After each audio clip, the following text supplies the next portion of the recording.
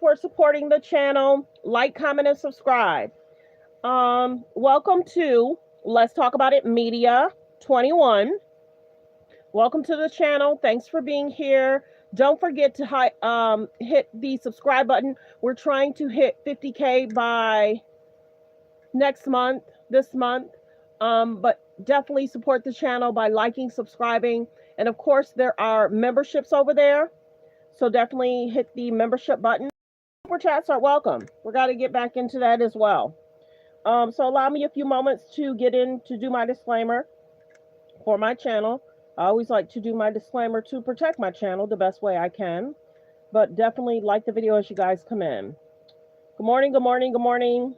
Press 3 if you knew where you're watching from. Press 3 if you know where you're watching from. Press 5 if you've been here before and where you're watching from.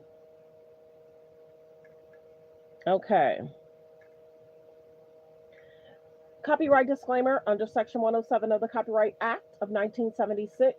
Allowance is made for fair use for purposes such as criticism, comments, news reporting, teaching, scholarships and research. Fair use is use permitted by copyright statute that might otherwise be infringing. All comments are alleged in our opinion and for entertainment purposes only. Thanks for being here, everyone. Like the video as you guys come in. Like the video as you guys come in. And subscribe. We're going to get straight into the videos of what's going on. Many people are talking about signature, not the signature, what's going on. I literally just saw a video of a young lady that posted the picture of the figure and the signatures outside of her office. These people are mad. I don't know. I think I screenshotted it. I might post it later. Oh my goodness. We're going to get into the clips though, everybody. Thanks for tuning in. Thanks for being here. Donald Trump remains silent. Donald Trump is silent about the worst thing that happened to him today. The House Oversight Committee, following a lead that Carson Ro-Khanna, who will join us tonight, picked up from a guest on this program, attorney Bradley Edwards, obtained through a subpoena to the Epstein estate the 50th birthday book of sex trafficker and child rapist and friend of Donald Trump. When the Wall Street Journal first reported the existence of the birthday book on July 17th, Donald Trump sued the Wall Street Journal and included in the official pleadings of his lawsuit what we tonight know were lies. Donald Trump said that the birthday letter to Jeffrey Epstein bearing his signature did not exist. His lawsuit called it, quote, the non-existent letter. Lawyers are not supposed to put lies in writing in legal pleadings, and good lawyers never do. By now, the world knows that the letter that Donald Trump, in effect, swore under oath in his lawsuit does not exist, not only exists, but it's now been seen around the world, and it appears exactly the way the Wall Street Journal first described in the very first news report about the letter, which did not include at the time in the journal actually showing a copy of the letter. Here is the letter. Excuse me. Have you heard like of the this video, company? like the video, fair use, reaction clip. Let's let the commercial go past. Like the video. Good morning, good morning. Described this way in its first report on July 17th. Quote, the letter bearing Trump's name, which was reviewed by the journal, is body. That's so funny. Whenever the mouth is moving. I love that. Thanks for sharing that. Like others in the album, it contains several lines of typewritten text framed by the outline of a naked woman which appears to be hand-drawn with a heavy marker. A pair of small arcs denotes the woman's breasts, and the future president's signature is a squiggly Donald below her waist, mimicking pubic hair. Inside the outline of the naked woman was a typewritten note styled as an imaginary conversation between Trump and Epstein, written in the third person. Donald, we have certain things in common. Jeffrey, yes, we do, come to think of it. Donald, enigmas never age. Have you noticed that? Jeffrey, as a matter of fact, it was clear to me the last time I saw you. Donald, a pal is a wonderful thing. Happy birthday, and may every day be another wonderful secret. The Donald signed letter to Jeffrey Epstein is no longer a wonderful secret. The signature on the birthday note does look like Donald Trump's signature. Donald Trump has not yet denied that it is his signature, but it became the official White House position today that that is not Donald Trump's signature. The Vice President of the United States used profanity back in July when attacking the Wall Street Journal and demanding on social media at the time an answer to the urgent question, where is the letter? Today, when the letter was produced, the Vice President's response in writing was, no one is falling for this BS. Well, okay, Mr. Vice President, but you could have at least acknowledged that your eager question, where is the letter, has been answered. No Trump White House press secretary has ever gotten through a day without lying, and today the White House press secretary's job was to say that the release of the letter, quote, proves this entire birthday card story is false. It's very clear President Trump did not draw this picture, and he did not sign it. The Wall Street Journal, in its report today, included an analysis of the public evidence of Donald Trump's artistic drawing style over the years, as well as his frequent choice of language, which includes some of the language in the birthday note, including the word Enigma, which Donald Trump has proven in the past that he does actually know. And the Wall Street Journal produced signatures on other Trump notes that do look like the signature in the birthday book letter. At the same time, a deputy White House chief of staff was given the job of posting on social media a few examples of Donald Trump's signature that actually do look like the signature in the birthday book, but the White House social media post says it is not his signature. So the strategy there is to show Trump supporters signatures that look like Donald Trump's signature, but insist they don't look like Donald Trump's signature, so the Trump supporters will think they don't look like Donald Trump's signature. The White House has good reason to believe that a significant portion of Trump supporters will refuse to believe their eyes if Donald Trump or someone working for Donald Trump tells them to refuse to believe their eyes. That's a good idea. As I told Rachel, I have my own entry to offer in the Trump handwriting samples. In the second week of January 2016, I got my one and only note from Donald Trump. It was a handwritten note, and he signed it, best wishes, Donald. Just the first name, just like the birthday letter. It was a very friendly note that I received from Donald, as he put it, Donald Trump. And it was almost generous, and I say almost generous because it included a contribution to my favorite charity. But the check Donald Trump sent me was from the Donald J. Trump Foundation, which we now know was operating so fraudulently that it is no longer allowed to operate in the state of New York and has been disbanded. The Donald J. Trump Foundation, according to an investigation by Attorney General Letitia James, was filled with money that did not come from Donald Trump. And so if Donald Trump made a rare contribution from the Donald J. Trump Foundation, it usually wasn't his money. The Trump check that he sent was for $10,000. It was from the Donald J. Trump Foundation. And on the show that night, I told the story of receiving the check from a presidential candidate, and how surprised I was that it came from someone who up to that moment had been publicly attacking me for 5 years, first for calling him a liar in 2011 when he opened his mouth about President Obama's birth certificate, and many times after that. By the time Donald Trump's friendly note arrived with that check, he'd already called me in various tweets one of the dumber people on television, dopey, a fool, and many more such things. And back when I was accurately predicting the exact day when Donald Trump would announce that he was not running for president against President Obama in 2012, Donald Trump tweeted, Lawrence will soon be off TV, bad ratings. He has a face made for radio. Like the video, like the video. There's about 101 in the building. Please hit the subscribe button. Please hit the subscribe button. We're trying to hit 50K by next month. Don't forget to continue to like. Let's continue. Fair use reaction clip. Made for radio. Donald Trump was actually privately urging NBC to get rid of me in those days, and so the friendly note came as a surprise in January 2016 from someone who I didn't know and who I believed hated me. And on the show that night, I read my response to Donald Trump about receiving that note, and I just said that I said in a letter to Donald Trump that I wrote on the show that I couldn't accept, of course, any kind of contribution or pass on any kind of contribution from a presidential candidate, given that I report on presidential candidates. I asked him, I hope you understand this predicament. And then, of course, I, in the end, said, in the meantime, because I was diverting this contribution, I myself would replace the Trump check with a $10,000 check of my own that I then gave to my favorite charity. And so here is tonight's entry in the Trump signature sweepstakes. This is a copy of what I sent when he sent me this. I made a copy, but I sent this, put it back in the envelope it came in, and sent it back to Donald Trump. Wow. Donald Trump's note to me appears in the memo section of the check, and there is the signature to the note, which is just that word Donald, just Donald, that very friendly signature, and then the full formal signature, Donald J. Trump, below that on the check. And so now, from this Donald right here, I'm going to lift this Donald right here, the one-word signature, and put it on the screen.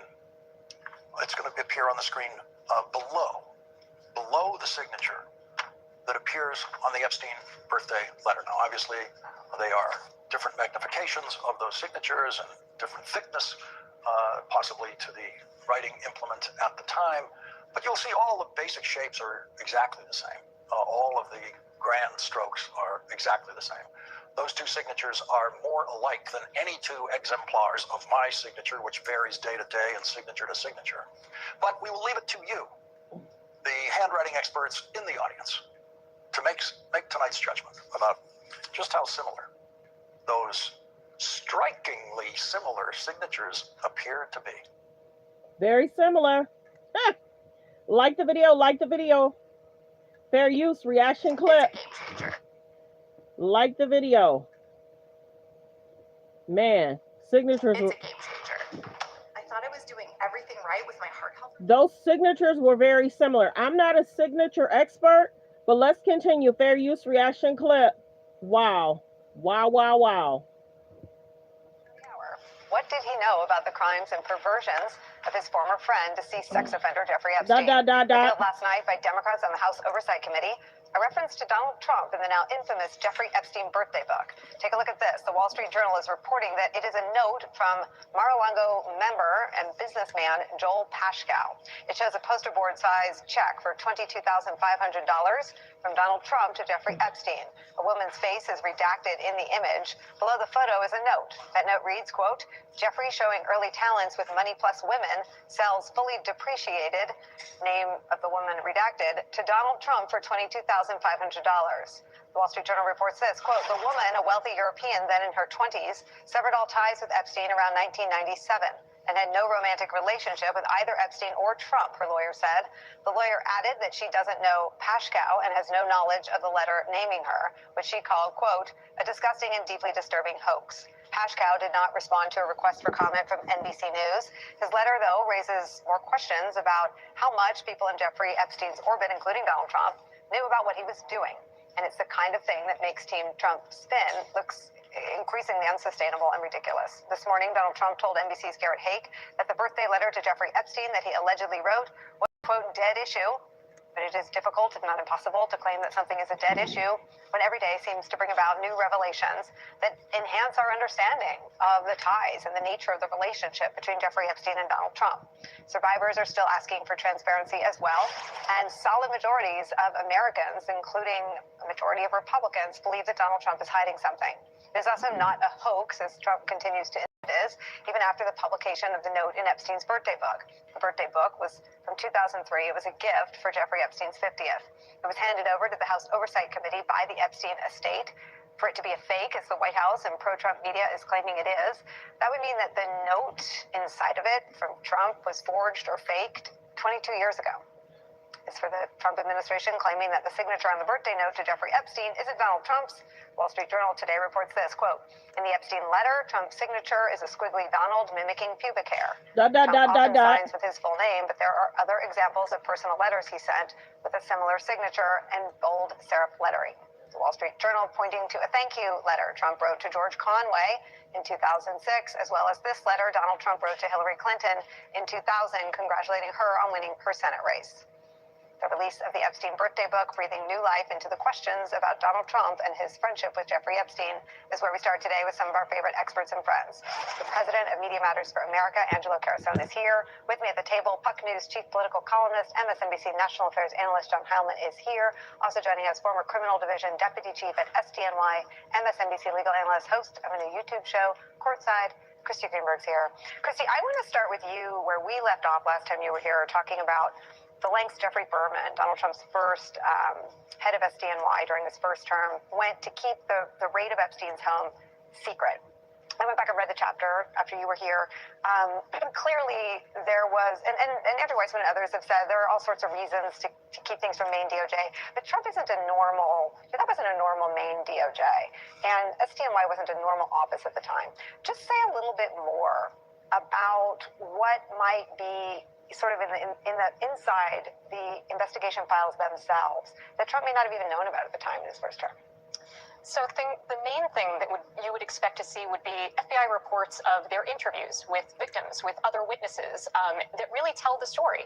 And we know from Maxwell's trial that really focused on 6 girls. But we've also seen DOJ talk about hundreds, thousands of victims. So there's a lot more than what was presented at that trial. And Jeffrey Berman actually says in the book, because of all of the nonsense that went on in Florida, they really tried to focus their case on what happened in New York, acts that were in that New York house. And so it is highly likely, going back and looking at that book again from Jeff Berman, that it sounds like they really tried to cabin their case about what they could prove that wouldn't get damaged from that non-prosecution agreement, that sweetheart deal in Florida. So there's likely a whole lot there that was not presented at trial, that is not public, of victims telling their stories that we have not heard. And then that gets backed up when the investigators try to corroborate those victims, right? So they're looking for, search warrant returns. I think there are multiple search warrant returns that have not been made public.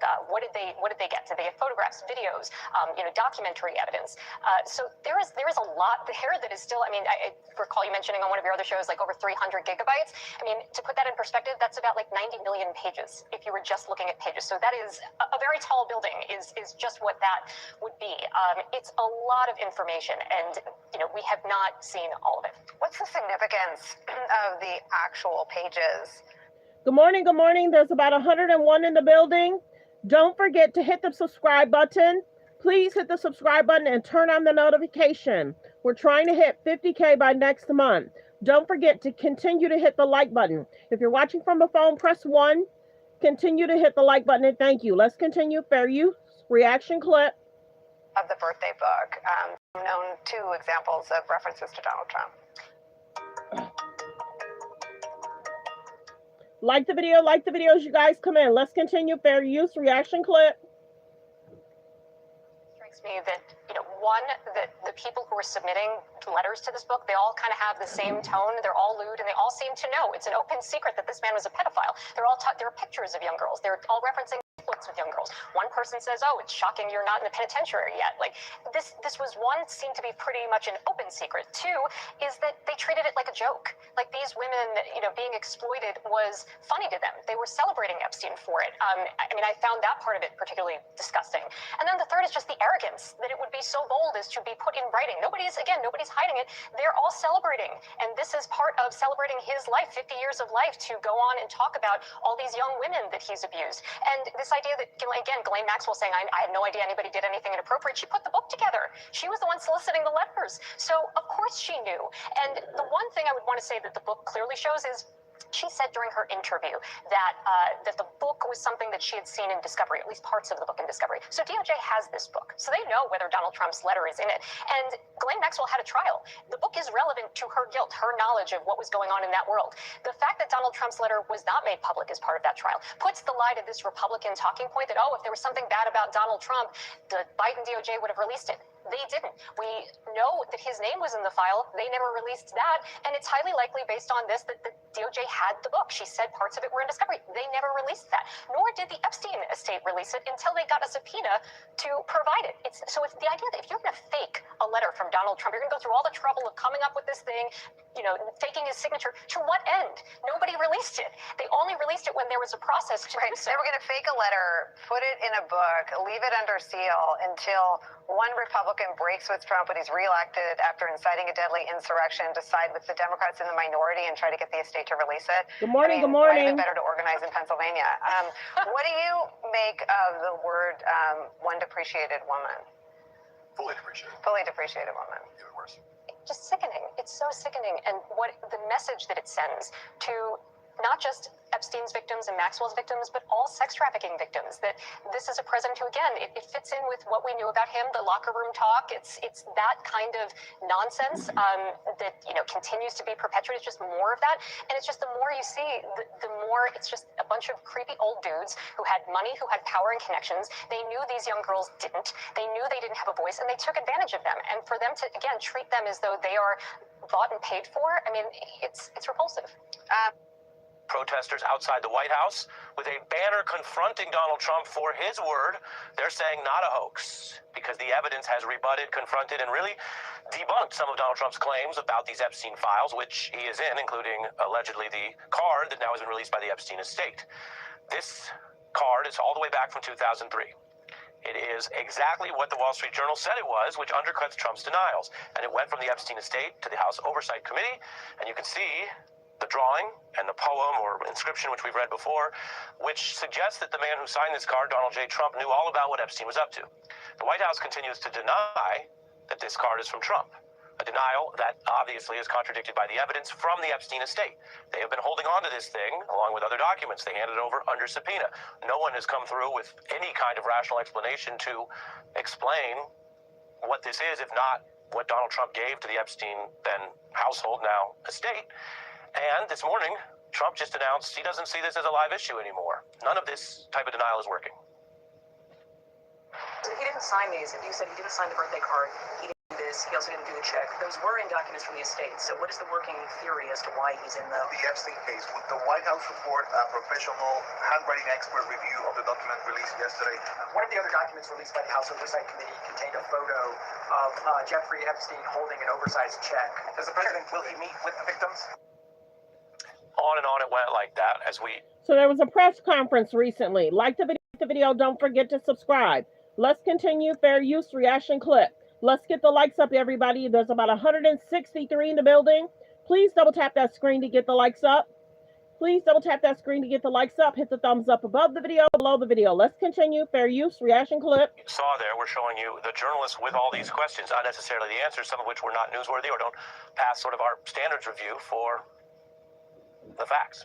Because Donald Trump has no good answer to this. He just sued the Wall Street Journal and he denies it. But of course, we have the hard evidence from the Epstein estate. And Republicans don't know what to say.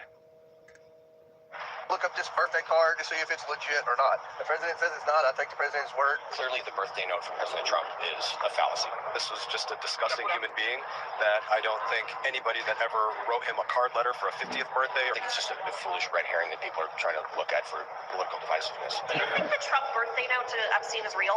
I don't. They say it's not. Are you getting the runaround from workers' comp after your work injury? Like the video, like the video. It came from his estate, though. Like the video, like the video. Good morning, good morning. Press 3 if you knew where you're watching from. Press 3 if you knew where you're watching from. Press 5 you've been here before and where you're watching from. Let's continue fair use reaction clip. I don't. They say it's not. The question is not whether people think it's real, because people in politics can deny anything they don't want to deal with. The question is about the veracity of the evidence, something we've reported on for you, that it came from the Epstein estate under subpoena by independent executors under the color of law. You can get in a lot of trouble for tampering with that type of evidence, and there's no rationale. No one's put forward a motive for why someone, the lawyer or executor of this estate, would take those risks, nor any evidence of that happening. So the real question is, why did Donald Trump know so much about Jeffrey Epstein's scurrilous activities, whether they've been convicted or not at that point all the way in 2003? How many people, Donald Trump included around Epstein, knew about his activities or his outright pedophilia and sex trafficking and either looked the other way or didn't mind or made jokes about it, at a minimum?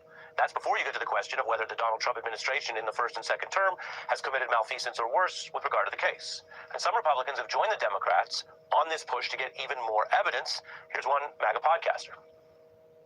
Yeah, it's not more people covering it. He just has to do one thing. Stop calling it a hoax. Agree. Stop trolling this topic because you're turning your own team against you. That's your own team saying stop turning you against them, right? Now, there was also a photo of Epstein holding this kind of novelty check that they joked or suggested was some sort of payment. Of course, it's a novelty giant check. Looks more like hijinks than the actual changing hands of money. The Wall Street Journal reports that the man there is a Mar-a-Lago member, Joel Pasco. The note reads, Jeffrey showing early talents with money and women, sells fully depreciated. A name is redacted to Trump for $22,500. Now, the image also released from the Epstein birthday book. You see this cartoon of Epstein giving balloons and other assortments to what are clear to be children. Those are girls, 1983. And then flash forward 20 years, and there they are as cartoon images, multiple people, semi-nude, massaging him, and you see the inscription, "What a great country." The point isn't to get into all the prurient back and forth. The point is that a large part of the denials from Donald Trump and other elites was that no one knew this was going on, and later when they found out, they made changes. That's been one of the cover stories. That is detonated by some of the details in the book. And as we've been careful to point out, someone's link or socializing with this now deceased sex trafficker does not automatically mean they can be doing any convictable crimes. But it does detonate and explode many of the defenses that said people didn't know what was going on, just as Donald Trump's birthday card, which is strong evidence that against the Journal suggests that he was well aware that Epstein had all these sort of activities and all these references to things being young and staying secret. Meanwhile, Democrats are on offense. They were boys. They were boys. Like no question about it. If Republicans don't want to engage in a cover-up of pedophilia and this pedophilia ring, they should go sign this discharge petition. The Epstein saga is perhaps the nastiest example of a trend that infects his entire presidency. This idea that he posed to him is crazy, but I do think that it's going to be so important for us to really dig in. All of those are fair questions. There's also word that a bipartisan group of congressional investigators want to meet with Epstein's estate lawyers tomorrow. And remember, a lot of this got kicked up and escalated and elevated by people who claimed they wanted to get to the bottom of the Epstein scandal. Those people at one time included Donald Trump as a candidate, his Attorney General Pam Bondi, Mike Johnson, who you saw there saying he doesn't believe anything, he's not interested, the president now saying it's a dead issue. That is a tell. Doesn't mean they were all part of the crime circuit. But it does suggest that when they said they wanted to get to the bottom of this with evidence and the truth, they were lying. And now that there's opportunities to do so, that they are in power, that there are subpoenas that can be used and documents that the DOJ has under the control of Donald Trump, that they don't want that material out. So that raises the big questions. Why are they so scared for people to know that they knew what Epstein was like, some of what he was up to all the way back in 2003? Why don't they want people to know what Maxwell was involved with? Why are they giving her leniency here in the second term? These questions are not going away. They're only escalating. And it is one of the few issues where there is some bipartisanship with Democrats and some Republicans to push on. That apparently scares President Trump. We're joined by Maya Wiley, a former SDNY civil prosecutor, human rights expert. I say all that, Maya, because it's easy to lose the thread with so much going on. But the thread was people who claimed they were going to get to the bottom of this becoming part of the cover-up. Where does that stand today as you see some, not all, I'm careful to note, but some of these top Republicans, certainly the president, trying to shut this all down? Like the video, like the video. Fair use reaction clip. Don't forget to hit the subscribe button. There's about 176 in the building. Please hit the subscribe button and thank you. Continue to get the likes up. Let's continue. Fair use reaction clip.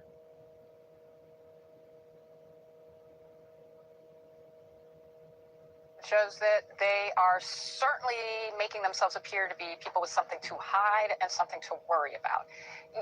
You said it really well, Ari, when you said the question is why, right? But when you're looking at what you just walked us all through, what so many Americans are now seeing in their news feeds, when you see the image of that card with little girls with balloons and then that naked image later of what we know victims have said happened to them, victims who have come forward survived, because not all survived, as we know Virginia Giuffre took her own life. That said, these are the kinds of things that happened to them. And then to have elected officials say, don't believe your lying eyes. We're just going to call it a hoax. I mean, we're just going to say it can't be believed. This is a pattern where the American public has said, wait, what? Why? And why aren't we shining a light on what happened here and something that was literally federal crimes of sex trafficking that includes minors, and where we have a history of powerful people not only engaged, but even in his first prosecution, helping to tamp down the serious nature of the alleged crimes so that we know in the future more crimes were committed from an administration that is telling us all right now is it's threatening to violate the rights of Americans and people and residents in American cities because of crime, that he will not actually suggest that there is any legitimacy to investigating what and being transparent about the very allegations that there were powerful people potentially engaged in crime, and crime that included children. It is simply outrageous, and one that I'm just shocked by. One, how can anyone who supports the president just say, stop calling it a hoax? What about stop refusing to be transparent about sex crimes? What about that? It's criminal behavior we're talking about. And stop giving leniency in the prison assignment to his co-conspirator. I want to play the top banker, Jamie Dimon, very important person. The bank was basically exposed for bending over for Epstein in the Times account this week. He gave his first big response today. Take a listen. We totally regret ever having done this to that man. But we always get better when we do. So when you talk about cyber and safeguards or anti-money laundering or bad guys in the system, we're always trying to improve that. And it'll never be perfect because the bad guys are quite smart too about how to go about it. But we're among the best in the world. Doesn't mean we don't make mistakes. That's Dimon's response. It speaks to, the seriousness of this issue. People say, oh, is this conspiracy theories? Is this DC politics? This is hitting a lot of different places that have tried to be secretive. And while Mr. Dimon says they have these these programs, including AML, anti-money laundering, the Times account showed whether or not Diamond knew about it. They didn't find that in writing, but it showed that other people, top people at the bank, did know about it. The AML flags were waived. They just gave an exception to this horrific deceased sex trafficker. Like the video, fair use reaction clip. Let's continue. Like the video as you guys come in. There's about 19 likes. Can I get 100 people to double tap that screen to hit the like button? I know most people are watching from a phone. Most people are watching from a phone. So YouTube makes it easy. To hit the like button is free. Let's get the likes up. Thank you. Let's continue. Describe Trump's intimate, cryptic, icky message to Epstein, quote, framed by the outline of a naked woman, which appears to be hand-drawn with a heavy marker. Trump, of course, denied writing the letter or drawing the picture. Thank you. Vance said the whole thing was ridiculous. I mean, this really sound like Trump? Trump telling the Journal, quote, this is not me. This is a fake thing. It's a fake Wall Street Journal story. I never wrote a picture in my life. I don't draw pictures of women. Nevertheless, Trump revealed on social media he had called Murdoch personally to try to get the story killed before it was published. Trump then, after it was published, sued the Wall Street Journal and its owner Rupert Murdoch for the tidy sum of $10 billion with a B dollars, claiming the letter didn't exist. They literally said that in their filing of the lawsuit. No such letter. I don't know about you guys, but it always seemed pretty implausible to me that knowing exactly what the stakes were, knowing they would be sued probably for billions of dollars, the Wall Street Journal would publish that story unless they were pretty damn sure the book and the letter existed. And of course, it did.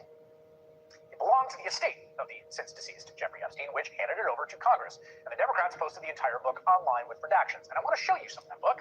But first, I have to warn you. All of this is incredibly disturbing, even like disgusting, viscerally, physically repelling content. You've written your like book, the video, fair use reaction clip. Let's continue to get the likes up. Fair use reaction clip. Incredibly disturbing, even like disgusting, viscerally, physically repelling content. Here's a pencil and marker drawing on one page. On the left, an image labeled 1983 that appears to show Epstein giving candy and balloons to little girls. On the right, another image of a group of girls, maybe the same ones, maybe a new crop in 2003, massaging an unclothed Epstein above the caption, "What a great country," with Mar-a-Lago seemingly in the background. There's actually an entire section of the Epstein book labeled Children. It includes redacted photos of a prepubescent girl in pajamas posing and playing the piano, as well as a hand-drawn picture of a wedding with a childlike inscription, "Here comes the bride, all dressed in white. Where is the groom? He's in the ladies' room." There's a series of dirty limericks on page 164, including one that ends with this quote. Listen to this one. "Jeffrey at half a century, with credentials plenipotentiary, though up to no good whenever he could, has avoided the penitentiary." Wow. Big laughs, big guffaws. On the very next page is Donald Trump's message to his buddy Jeffrey Epstein, the guy that he spent a lot of time with. And it is, you'll be shocked to hear, precisely as the Wall Street Journal described.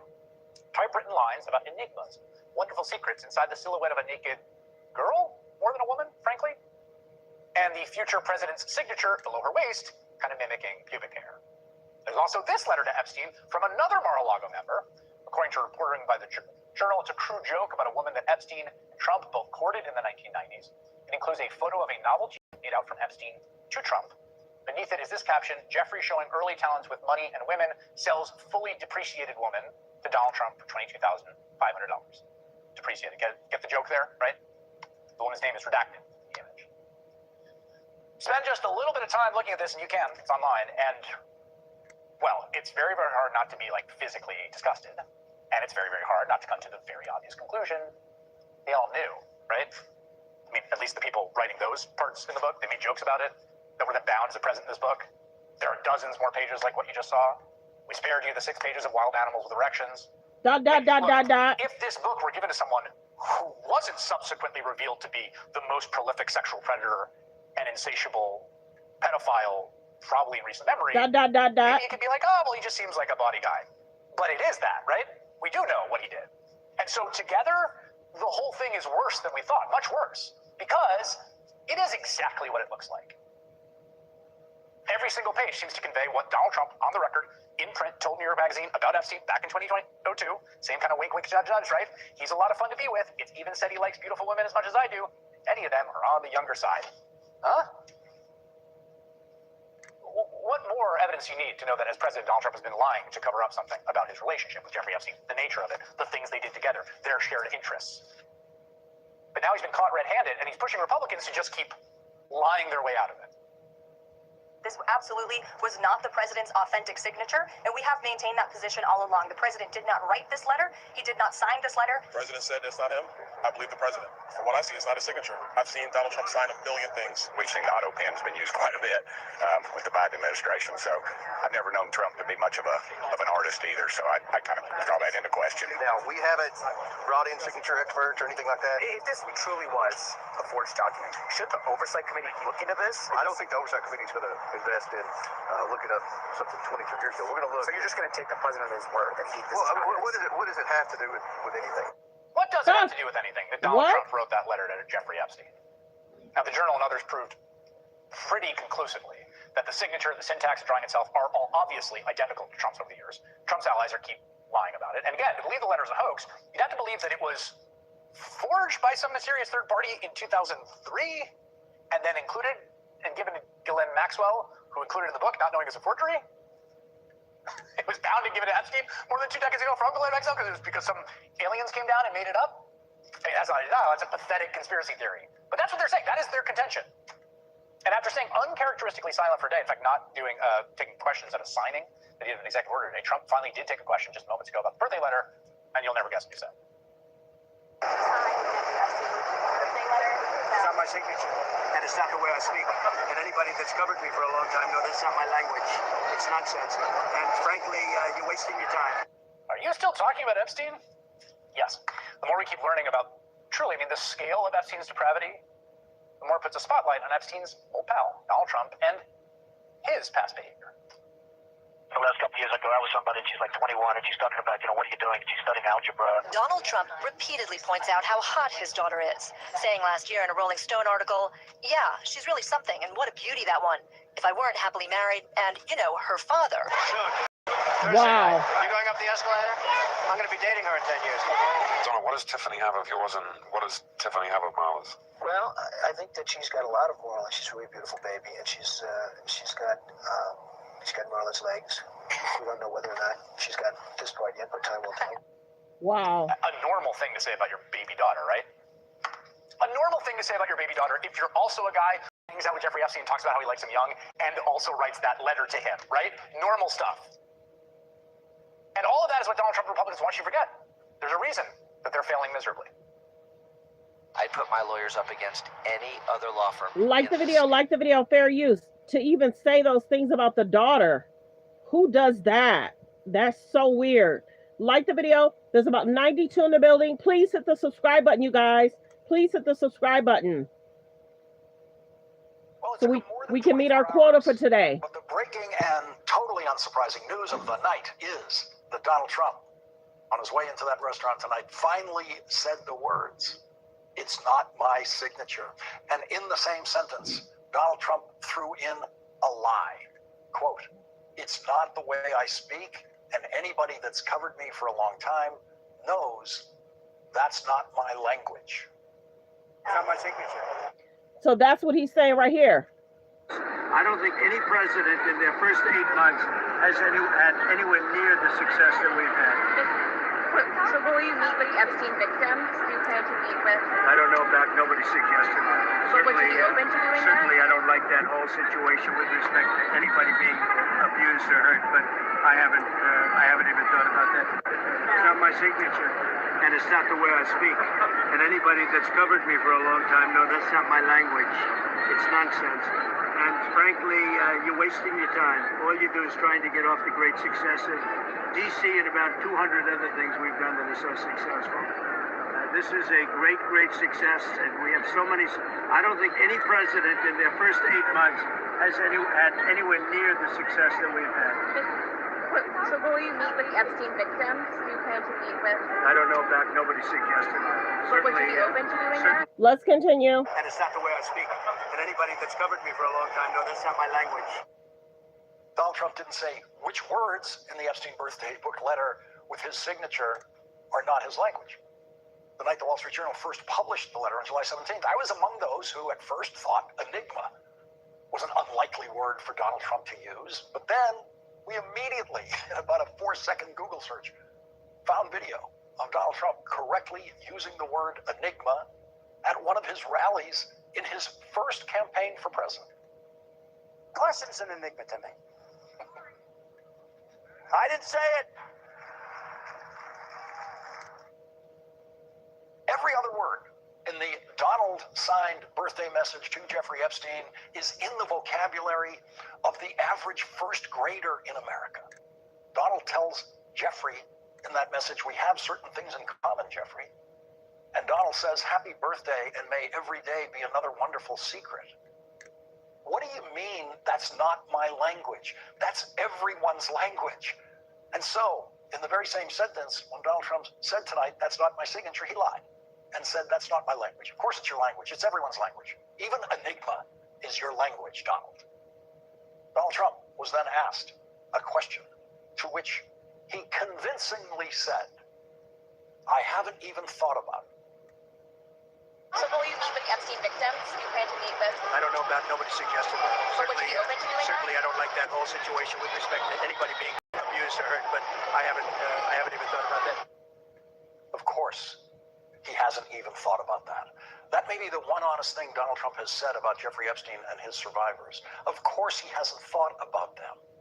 Andrew Weissman made the wise point last night on this program that Donald Trump has done everything he can possibly do to dehumanize people. He did it in his first campaign speech of his career as a presidential candidate, dehumanizing, crossing the southern border, desperate to find a better life in this country, calling them rapists and criminals. He then went on to use Adolf Hitler's language to describe people in this country, including people who vote for Democratic candidates. He has called us vermin.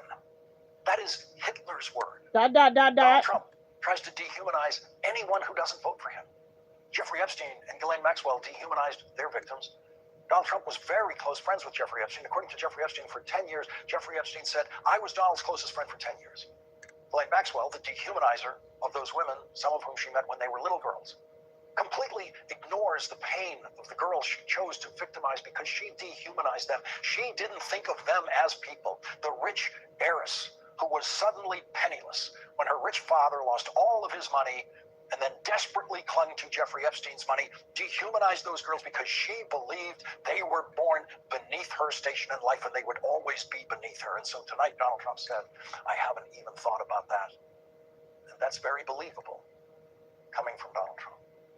That's what Donald Trump said tonight about meeting with Epstein survivors. And Donald Trump said, you just heard him say, nobody suggested that. Those were his words. Nobody suggested that. No, nobody working for Donald Trump. Nobody except the Epstein survivors themselves, who Donald Trump dehumanizes to the point of ignoring what they said directly to him. Your perfect wedding begins at Vistaprint with gorgeous. Don't forget to hit the subscribe button. Let's let the commercial go past. Hit the subscribe button. There's about 90 people in the building. Thanks for being here. Let's get the likes up. There's about 81 in the building. If you're watching from a phone, please double tap the screen or hit the thumbs up above the video, below the video. We need it now. We are the Americans that you promised Let's to continue. protect. There you. And we need your help. Please, President Trump, pass this bill and help us. Make us feel like our voices are finally being heard. I cordially invite you to the Capitol to meet me in person so you can understand this is not a hoax. We are real human beings. This is real trauma. Donald Trump called them a hoax. While the Epstein survivors outside the Capitol last night were speaking, Donald Trump called them a hoax. He dehumanized them while they were speaking. He said in clear Trumpian language, they're not human beings to me. No one should listen to them. They're a hoax. When the survivors were told what Donald Trump said about them outside the Capitol, some of them responded.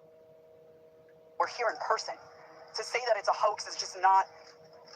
Please humanize us. I would like Donald J. Trump and every person in America and around the world to humanize us, to see us for who we are and to hear us for what we have to say.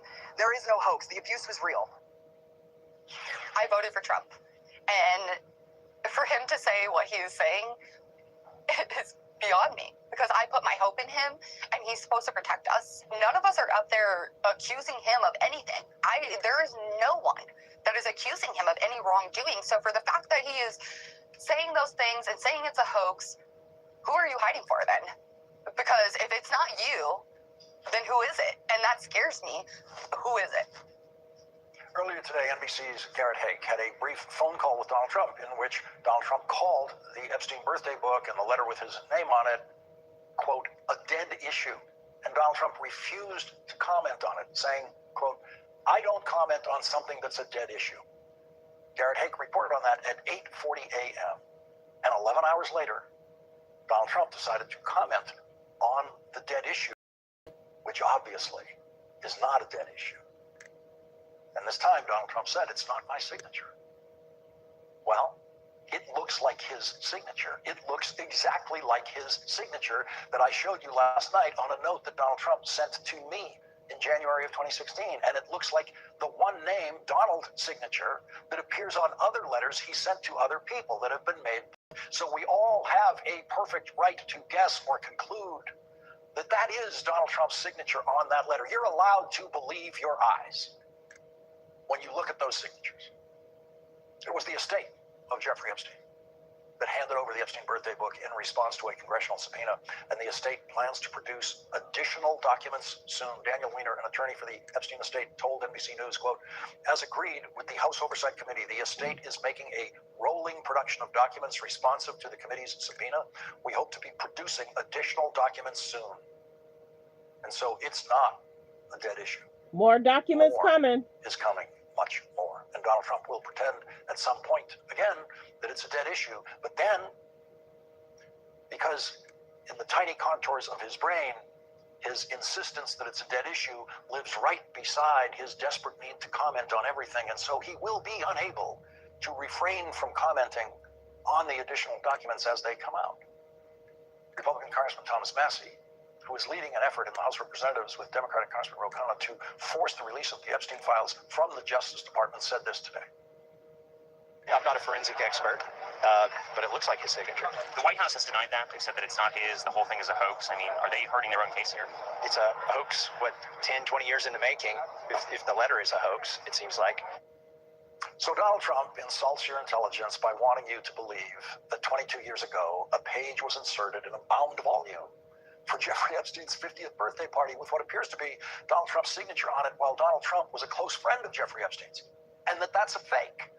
Donald Trump wants you to believe he was the only close friend of Jeffrey Epstein's who did not contribute to the Epstein birthday book. Today, Epstein survivor Liz Stein said this. I think it's important for people to understand that the birthday book was produced by the Epstein estate, so it's coming right from the source. And I think that we should all take a close look at some of the messages in there. They were extremely familiar and intimate, and I think that we're looking at a pattern of behavior with Epstein and some of his friends that has been going on for decades, and this birthday book is just more proof of that. This is incredibly traumatizing for us to have this ripped open again, and for us to have to revisit this and see this on the news and in popular culture every day, everywhere we go. But on the flip side of that, I think that we're all encouraged that the estate is finally turning over some documents, because more than our discomfort in reliving this trauma, we want to see justice. And we are willing, as survivors of this crime, to do whatever we have to, that without putting ourselves in danger, to really get to the bottom of this. And so I think that we are encouraged by anything new that's coming out. The New York Times has made a giant new contribution to what we know about how Jeffrey Epstein did it, under the headline, How J.P. Morgan Enabled the Crimes of Jeffrey Epstein, reported by David Enrich, Matthew Goldstein, and Jessica Silver Greenberg. The Times reports, at Epstein's behest, J.P. Morgan set up accounts into which he routinely transferred huge sums for young women who turned out to be victims of his sex trafficking operations. Bank officials for more than a decade were anxious about Epstein's prolific wire transfers and cash withdrawals.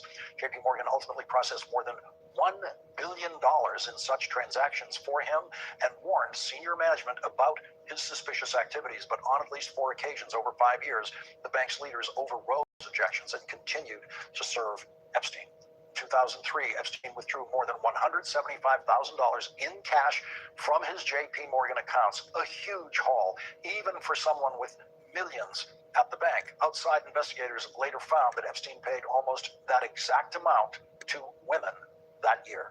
J.P. Morgan recognized that those withdrawals needed to be reported to federal regulators under large cash transactions, but the bank failed to treat those withdrawals as an early warning system for itself. Indeed, J.P. Morgan's anti-money laundering specialists subsequently acknowledged that such withdrawals should have alerted the bank to the possibility that Epstein was committing crimes. The current head of J.P. Morgan, Jamie Dimon, testified under oath that he had nothing nothing to do with the decision to continue doing business with Jeffrey Epstein. The Times reports the fallout for JP Morgan has been limited. In 2023, it paid $290 million to settle the lawsuit brought by roughly 200 of Epstein's victims and an additional $75 million to resolve related litigation brought by the U.S. Virgin Islands, where many of Epstein's crimes took place. The payments were a rounding error for a company that raked in more than $50 billion in profits that year. The bank didn't admit wrongdoing and is trying to force its insurers to cover some of the litigation costs. No regulator took action against JP Morgan. No executives lost their jobs. Dimon remains one of the most powerful bankers in the world. Perhaps it's time for one of the reporters in the financial news media who get to question Jamie Dimon occasionally to ask him if he would meet with the Epstein survivors and see if Jamie Dimon has a better answer than, "I haven't even thought about that." Like the video, like the video. It is day 233 of the second Trump administration, if you can believe it. And tomorrow, bipartisan staff from the House Oversight Committee will come. There's about 87 in the building. Can I get 87 people to please hit the subscribe button? Thank you. Please hit the like button. Thank you. Please subscribe. Please subscribe. We're trying to hit 50K by next month. Let's continue. Fair use reaction clip. New York City, Good morning. Unredacted Jeffrey Epstein birthday book. Good morning. To a source familiar, and boy, would I like to be there. That is the book that includes the letter that appears to be signed by President Trump, though he is now denying it. One of the lawyers for Epstein's estate says they hope to be turning over more documents soon. My colleague Hallie Jackson has the latest reaction from the White House. Good morning. Good morning. President Trump, for the first time, now reacting to the release of that notorious Jeffrey Epstein birthday book, telling NBC's Garrett Haake in a phone call, it's a dead issue, not commenting further. That's after the House Oversight Committee released these images of a book compiled by Epstein accomplice Ghislaine Maxwell for Epstein's 50th birthday in 2003. It includes this drawing, allegedly from the president, of a naked woman's outline, a signature near the thighs. The message, in part, Enigmas never age. The president did not write that letter. He did not sign those documents. The White House signaling it's open to an expert handwriting review and blasting Democrats who have been vocal. The release of the salacious pictures from the Epstein files shows what a liar Trump is. But it's Republicans, the president's own party, leading the investigation on Capitol Hill. Democrats find one thing in there and they promote it and try to get a narrative. This investigation is about providing justice and accountability for the victims. Meanwhile, a group of Democratic senators is trying to pressure Trump in the courts against sending troops into Democrat-led cities. They include senators who represent Chicago, Baltimore, Boston, and Portland, all cities where Trump has threatened to send the National Guard. Now, here's the thing. The New York Times points out recently that many big city leaders are fine with help on crime. In fact, they welcome it. But they want help from federal agents to trace guns, conduct surveillance, and capture fugitives. Those are the things local and federal officers usually coordinate on. What they don't want is federal troops occupying their city and getting involved in law enforcement.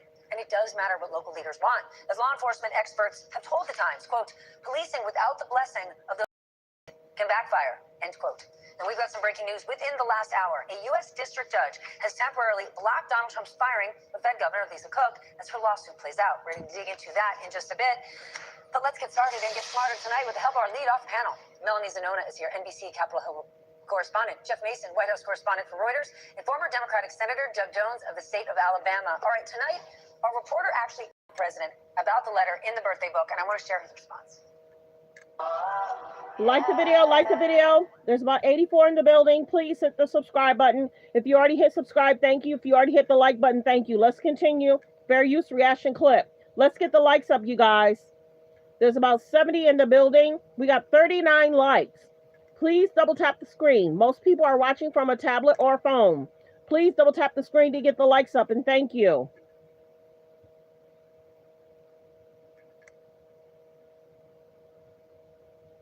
Thank you. Let's continue. Fair use reaction clip. All you're doing is trying to get off the great success of DC. And I want to share his response. It's not my signature, and it's not the way I speak. And anybody that's covered me for a long time, no, that's not my language. It's nonsense.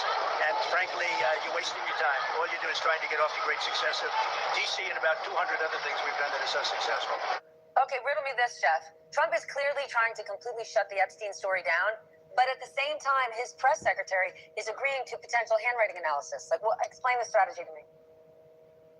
He's been trying to shut the story down for weeks unsuccessfully, and that is unusual for President Trump in terms of that success, because even long before he was president of the United States, one of his superpowers as a public figure has been the ability to deflect, to turn people's attention elsewhere, and to change the subject. And that just hasn't worked with this particular issue, in large part, in this case, because it's his base that's still upset about it, and it's Republicans who are pursuing the investigation, in addition to Democrats, for sure.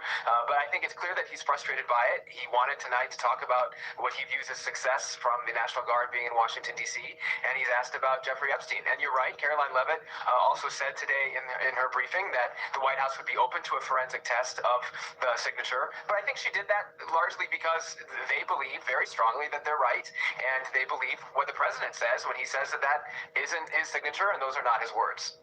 Doug, how would you handle this if you're in the Senate right now, representing Alabama?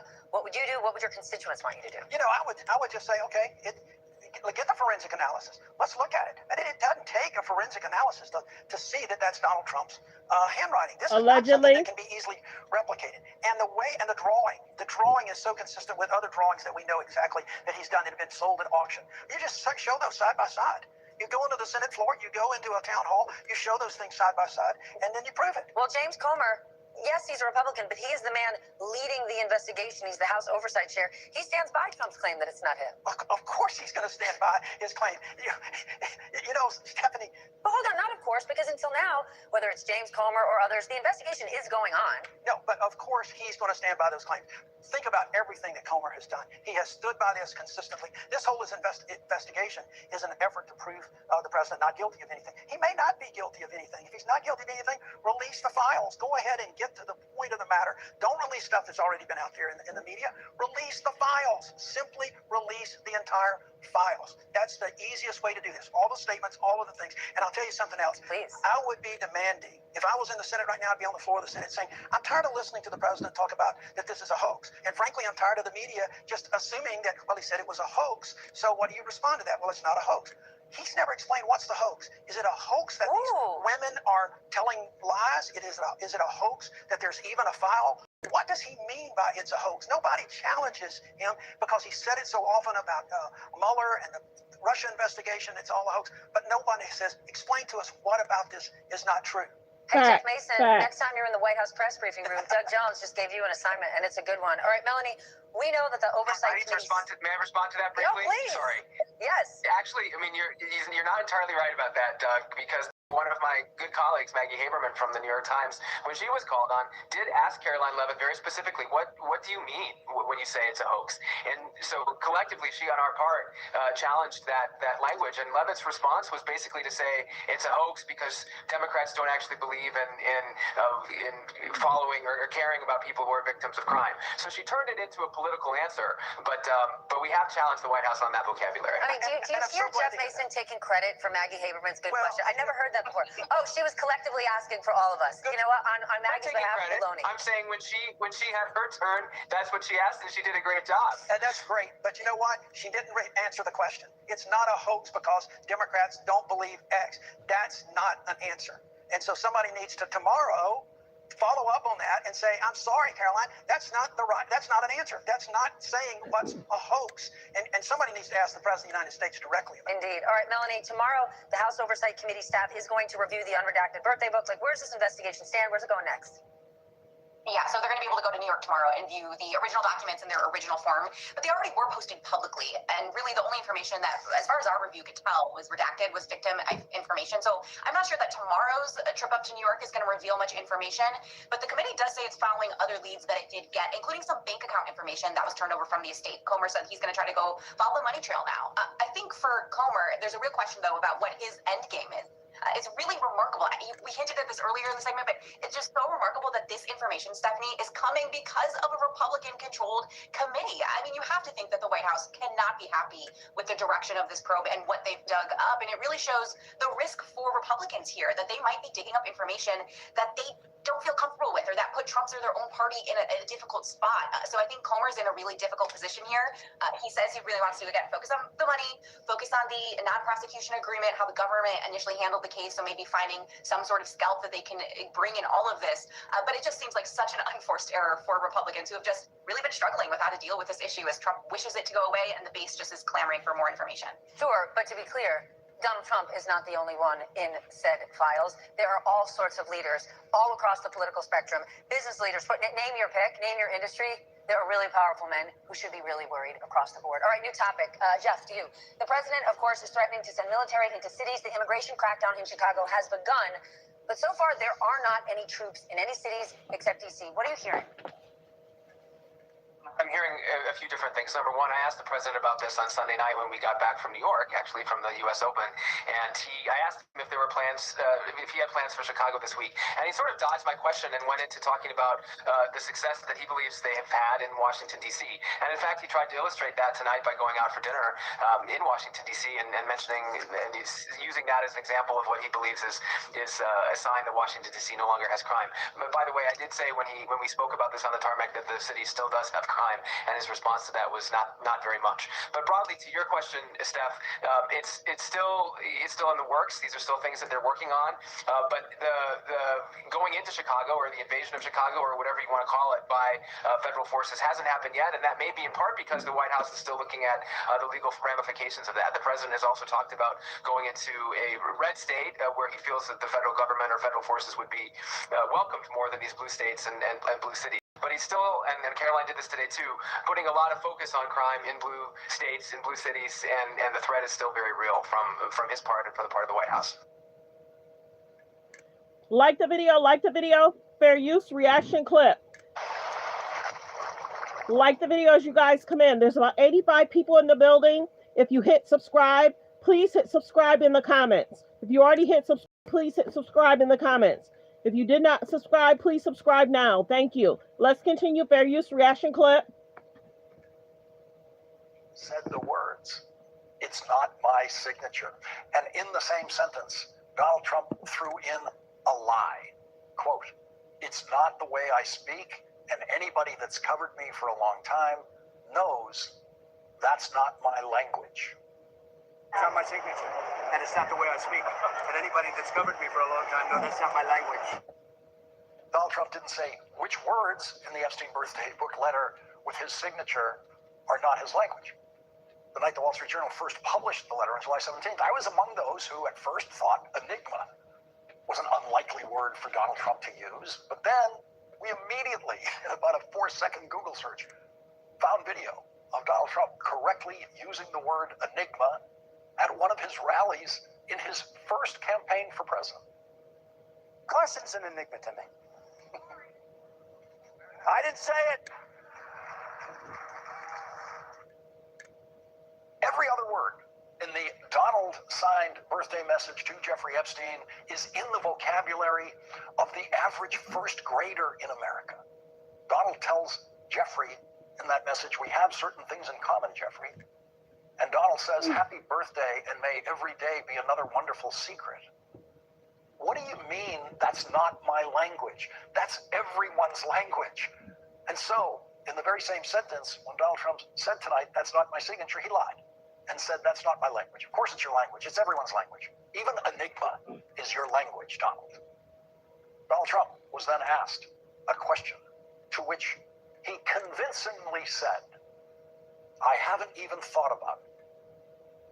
So will you meet with Epstein victims? Do you plan to meet with? I don't know about, nobody suggested that. Or would you be open to doing Certainly I don't like that whole situation with respect to anybody being abused or hurt, but I haven't even thought about that. Of course, he hasn't even thought about that. That may be the one honest thing Donald Trump has said about Jeffrey Epstein and his survivors. Of course he hasn't thought about them. Andrew Weissman made the wise point last night on this program that Donald Trump has done everything he can possibly do to dehumanize people. He did it in his first campaign speech of his career as a presidential candidate, dehumanizing people crossing the southern border, desperate to find a better life in this country, calling them rapists and criminals. He then went on to use Adolf Hitler's language to describe people in this country, including people who vote for Democratic candidates. He has called us vermin. That is Hitler's word. Donald Trump tries to dehumanize anyone who doesn't vote for him. Jeffrey Epstein and Ghislaine Maxwell dehumanized their victims. Donald Trump was very close friends with Jeffrey Epstein. According to Jeffrey Epstein, for 10 years, Jeffrey Epstein said, I was Donald's closest friend for 10 years. Ghislaine Maxwell, the dehumanizer of those women, some of whom she met when they were little girls, completely ignores the pain of the girls she chose to victimize because she dehumanized them. She didn't think of them as people. The rich heiress who was suddenly penniless when her rich father lost all of his money and then desperately clung to Jeffrey Epstein's money, dehumanized those girls because she believed they were born beneath her station in life and they would always be beneath her. And so tonight, Donald Trump said, I haven't even thought about that.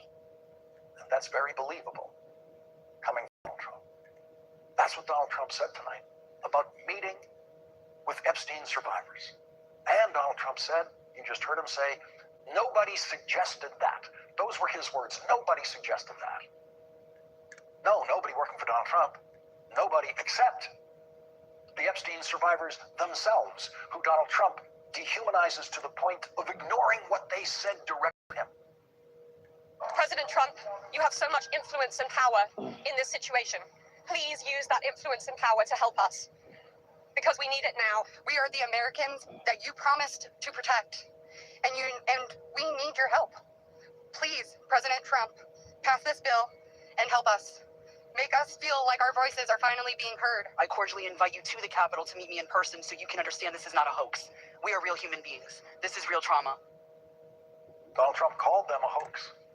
While the Epstein survivors outside the Capitol last night were speaking, Donald Trump called them a hoax. He dehumanized them while they were speaking. He said in clear Trumpian language, they're not human beings to me. No one should listen to them. They're a hoax. When the survivors were told what Donald Trump said about them outside the Capitol, some of them responded. We're here in person. To say that it's a hoax is just not... Please humanize us. I would like Donald J. Trump and every person in America and around the world to humanize us, to see us for who we are and to hear us for what we have to say. There is no hoax. The abuse was real. I voted for Trump. And for him to say what he is saying is beyond me, because I put my hope in him and he's supposed to protect us. None of us are out there accusing him of anything. There is no one that is accusing him of any wrongdoing. So for the fact that he is saying those things and saying it's a hoax, who are you hiding for then? Because if it's not you, then who is it? And that scares me. Who is it? Earlier today, NBC's Garrett Haake had a brief phone call with Donald Trump in which Donald Trump called the Epstein birthday book and the letter with his name on it, quote, a dead issue. And Donald Trump refused to comment on it, saying, quote, I don't comment on something that's a dead issue. Garrett Haake reported on that at 8:40 a.m. And 11 hours later, Donald Trump decided to comment on the dead issue, which obviously is not a dead issue. And this time, Donald Trump said, it's not my signature. Well, the police don't want you to know this, but the reason we always ask for your insurance first before your registration... Like your video, like your video, like the video. Please hit the subscribe button if you already hit subscribe. Thank you. If you didn't hit subscribe, please hit subscribe. Let's continue. Fair use. Reaction clip. Continue to get the likes up, you guys. Can I get 50 people to double tap that screen? Or hit the thumbs up above the video, below the video. Let's continue.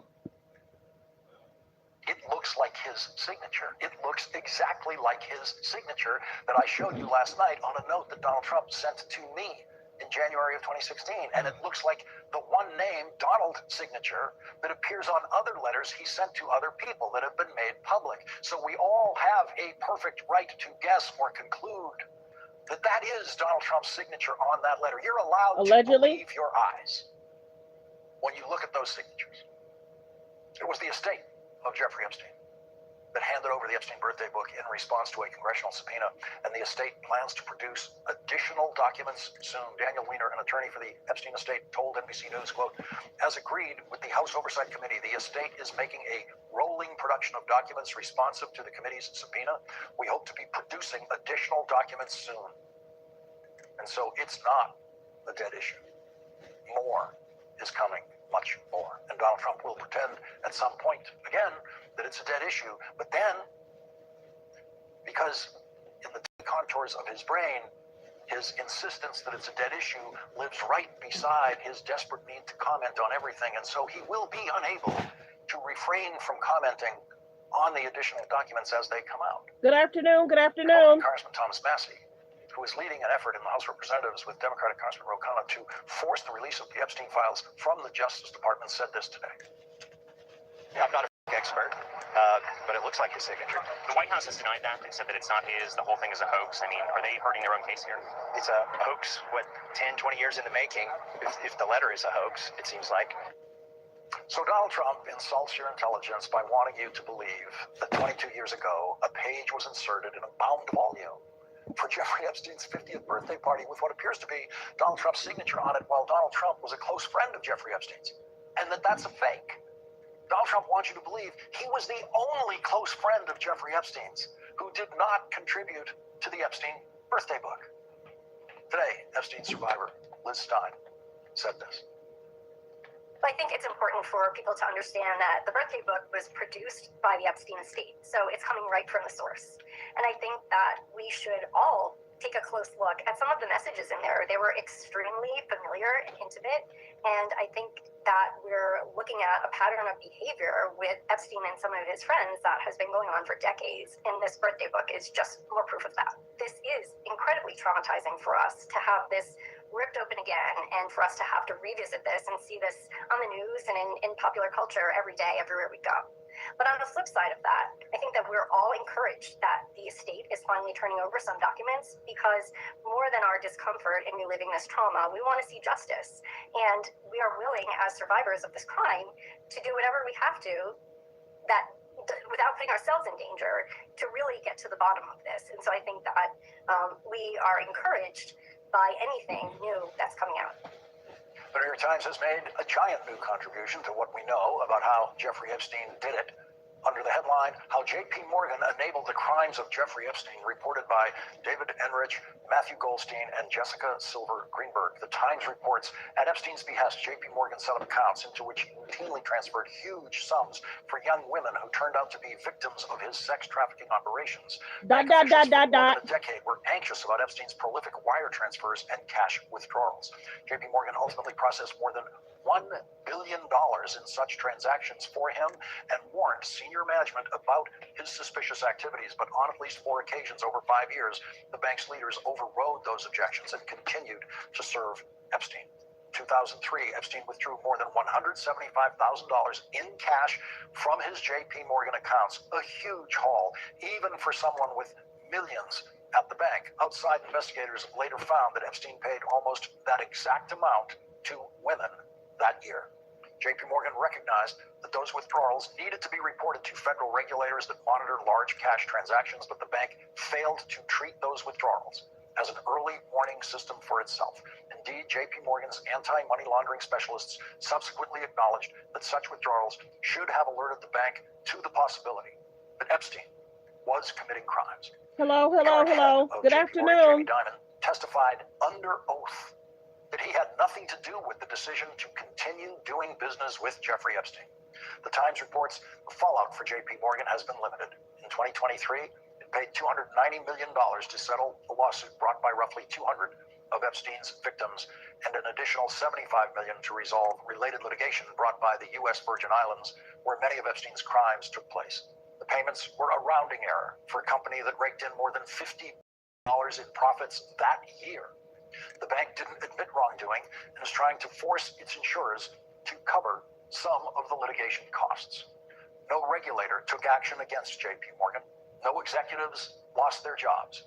Dimon remains one of the most powerful bankers in the world. Perhaps it's time for one of the reporters in the financial news media who get to question Jamie Dimon occasionally to ask him if he would meet with the Epstein survivors and see if Jamie Dimon has a better answer than, I haven't even thought about that. Like we the begin video. this hour with NBC News Chief Capitol Hill correspondent Ryan Nobles, Like the Miami video. Herald investigative reporter Ben Weeder, and former Assistant U.S. Attorney Mimi Roca. Let's continue fair use reaction clip. Ryan, let's start with the documents oversight staffers hope to access today, and where does the investigation head next? So this is going to be a trove of information that the House Oversight Committee staff, both Republican and Democrat, are going to be able to look through. We obviously know about the birthday book, which they'll be able to actually get and hold on to the actual physical copy of it, but they'll also get access to bank records. They're going to have access to his last will and testament. There's a long list of information within the estate that they have not previously have access to that they're going to be able to look at unredacted and then use that information as part of this long-term investigation. The Epstein estate information is separate from the trove of information that they're still hoping to get from the Department of Justice. The committee has already released some 30,000 documents that the Department of Justice has handed over to them, but there's a lot of people that believe that there's still a lot that the DOJ is sitting on, and that the information that's already been released is not really all that revelatory or all that new. So that's part of the reason why there's still this push for the discharge petition to force the DOJ to take this step. But right now, House Oversight Committee staffers and the Republicans on the committee say that they're still expecting the Department of Justice to cooperate. It's not a matter of if, but when. Mimi, we continue to discuss that birthday book because the president's denied that it's his signature on that page that was released, showing a letter that appears to be from him with his signature at the bottom. The president of a society that deals with questioned documents told the Washington Post there is no indication the signature credited to President Trump on that note in Epstein's birthday book, which he denies, is a forgery. You worked at the U.S. Attorney's Office. How credible are forensic handwriting experts? And does it even matter here in the court of public opinion?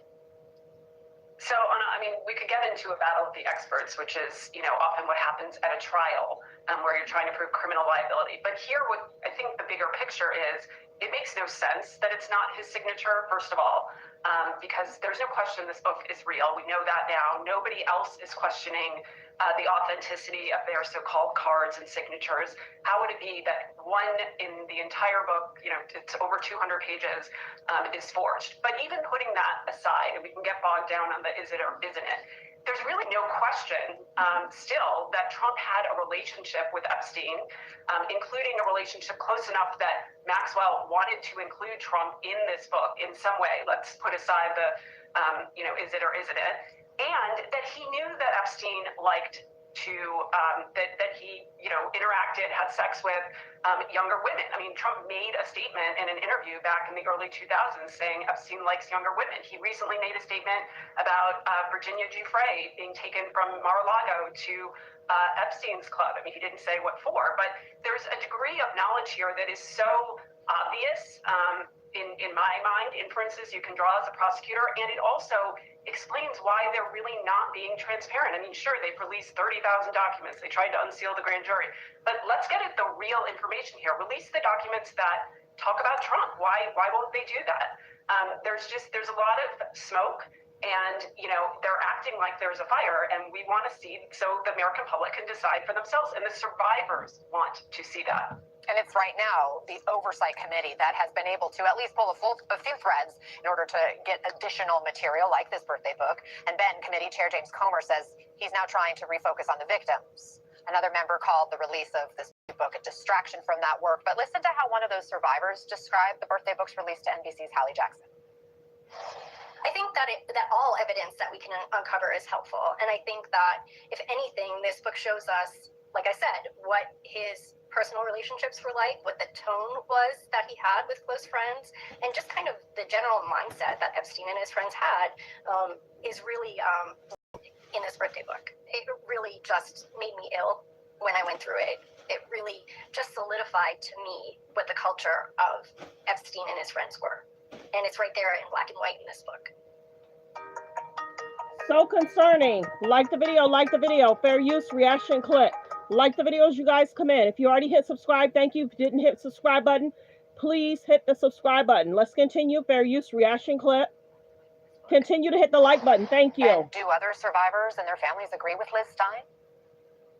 I think so. I mean, I think, listen, for survivors, on the one hand, they didn't necessarily ask for the Epstein story to return front and center. It's traumatic for them to, be shopping in the grocery store and come across, tabloids that splash pictures of Epstein on the front covers. So on the one hand, they didn't necessarily ask for this to be returned to the public gaze. But if it's back, they want the justice that they feel they've been denied for decades.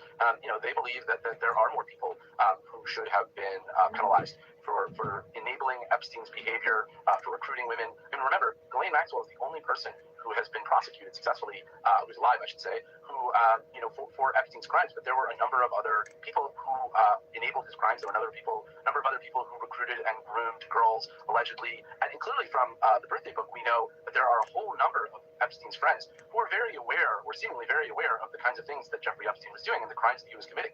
So I think from their perspective, if we're going to have this conversation again, maybe we can get some of the justice that they feel like they've been denied for decades. Mimi, we had that press conference with abuse survivors 1 week ago today. We keep hearing from survivors over and over again that they now want all the files released. But given all the politics we're now seeing play out around this, does anyone have the survivors' best interest at heart? How do you see it? Well, yes. I mean, their voice is so important, and I think they are advocating for themselves now in a way that they were never able to before, because they are a more cohesive group. They've been brought together, and there are advocacy groups, victim advocacy groups like World Without Exploitation, who help bring them to DC, who really look at this purely from a survivor point of view. The Department of Justice should be the ones looking out for the survivors. I mean, that is in the mission of DOJ, at least the DOJ I know. And so the fact that they're not, and they're giving Maxwell a platform and all of that, is disgrace to the mission of DOJ. Ben used a really important word, which is enable. And I do think that's a term we should start using, because it's not just about Trump. It's all the people who enabled this, which is very common in these kind of powerful men sex abuse stories. Right? People knew, or they turned a blind eye, or put their head in the sand at best. And those people should be exposed. And DOJ back in the Southern District of Florida under Acosta was an enabler, because they gave Epstein this sweetheart deal. And so the question now is, will DOJ stop being an enabler, and will they let the others, the real enablers, be known, whether that means prosecution or that just means sunlight and exposure that the survivors want? Either way, it's very important, and the term enabler, I think, is critical here. If somebody's an enabler, is there any criminality attached to that? There can be. It depends. It's very fact specific. I mean, an enabler can be an accomplice, can be an accessory, can be in a conspiracy, but it's very fact specific. Just knowing enough, just knowing would not expose you to criminal liability. But if you know about something and you help in some way, knowingly cover it up or obstruct, there are ways that you can face criminal liability. But I think we can use it in the common language, as Ben did. They enabled this. So, Ben, the trove of materials now in the committee's hands includes the non-prosecution deal between Epstein and the U.S. Attorney's Office in South Florida. You've been following this leg of the story for years. Was anything new revealed? And why is this sweetheart deal so important? Well, for starters, I think the birthday book was significant because, for example, just a couple months ago, just in July, Ghislaine Maxwell was talking to the Department of Justice and saying, I had no knowledge that he was abusing young women. I had no knowledge of what he was doing. Sure, he was surrounded by younger and younger women, but I didn't know about anything. But she was the one who put together this book. And when you look through the book, there seems to be a number of references that suggest that his friends were certainly aware that he had a predilection for younger women and was abusing younger women. So it's important because it's a counter factual to what Ghislaine Maxwell said and what the argument that she and others have made in the past. So in that sense, it's significant. I think the bank records are also significant. Those have obviously not been released yet, but we know that financial institutions played a role in helping to enable Epstein's abuse over decades. For example, the massive amounts of cash transactions that he was apparently reportedly taking out each year that should have raised alarm bells at his banks and didn't. So I do think there's still a lot of information that these records will reveal that will be significant. And the non-prosecution agreement is also significant, even though versions of this have been out. I think it's Ghislaine Maxwell has tried to claim that she herself is shielded by the non-prosecution agreement, which the Department of Justice didn't agree with. But there are other people, women who recruited and groomed some of the Epstein's victims and other people involved who were part of the non-prosecution agreement. But I think it's fair to reevaluate, should it give them blanket immunity? And is that fair to say that they shouldn't face any consequences because of that agreement? Like the video, fair use. Okay, everyone, I'm going to try and do like a hot topics, trending topics after this. Because I had posted a video of something, and then because of what a t-shirt had on it, it kind of messed up one of my lives. So I'll probably do a live maybe in the next hour, or I'll do another live tomorrow and do hot topics, trending topics tomorrow. But fair use, copyright disclaimer, under Section 107 of the Copyright Act of 1976, allowance is made for fair use for purposes such as criticism, comments, news reporting, teaching, scholarships and research. Fair use is used permitted by copyright statute that might otherwise be infringing. All comments are alleged, in our opinion, and for entertainment purposes only. If you did not hit the subscribe button, please hit the subscribe button. Note it in comments if you already hit subscribe. If you did not hit subscribe, please hit subscribe. Even if 58 people hit subscribe, today will be an amazing day. If you already hit the like button, thank you. If you already hit the subscribe button, thank you. I hope everyone was able to get updated on what's being talked about, what's going on. Do you think that's his signature? Let me know in the comments. Do you think that's his signature? Let me know in the comments. Do you think it's a hoax? Let me know in the comments. Let me know in the comments. Let me know what you guys are feeling and thinking.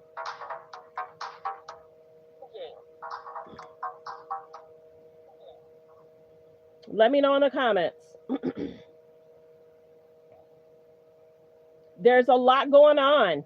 And if they're stating more is to come, what other information do you think is going to be released? What other information do you think is going to be released? And will names be mentioned? Like some of the victims said, they're going to speak up and speak out. Who are those names that's going to be dropped? When Maxwell sat down with someone, who are those 100 names that she mentioned? Are a lot of people concerned, shaking in their boots? Who did she name and who allegedly was the victim's name? Let's see what happens. We'll follow it. We'll keep in, I'll keep you updated. It's a concerning issue. He wants it to go away, but people are like, no, it's not going to go away. And if this is coming from the estate, that information has been sitting there for years and years and years and years, sitting in boxes. So somebody's just going to slide a document in there, I guess he's saying. But here nor there, if this information would have came out when Epstein went to jail, would he have been in office right now? Why didn't they do all this when Epstein went to court? All this information should have been released. Who are they protecting? It is what it is. Many news agents are talking about it. They're speaking about it. And he wants it to go away. Many of the victims are speaking up and speaking out. And they want justice. And they want to name the people that are allegedly involved and that were close friends with Epstein. So there's about 75 people in the building. Please hit the subscribe button, you guys. Please hit the subscribe button. When I was on vacation, my numbers kind of went a little bit lower, so I'm back. But it was a much needed vacation. Much needed vacation. There's about 77 people in the building. If you already hit subscribe, thank you. If you did not hit subscribe, please hit that subscribe button. So focus on healthy, safe relationships. Be around people that's loving, kind, and respectful. Everyone, have a great day. Continue to hit the like button as you go out. Double tap the screen, hit the thumbs up above the video, below the video. Thanks for being here, everyone. Have a great day. Goodbye.